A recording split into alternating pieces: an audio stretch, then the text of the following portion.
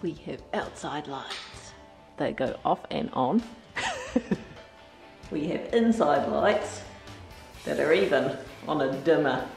How flash is that?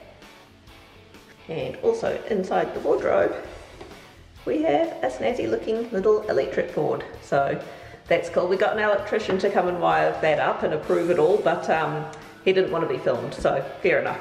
So there we go. A special outdoors plug, so that can be used outdoors. It's designed for wet weather and whatever the weather. And a I don't know what that's for. I think that might be for the aircon. I'm not entirely certain what that's for, but I'm sure Clint will know. But yeah, outdoor plug, so handy.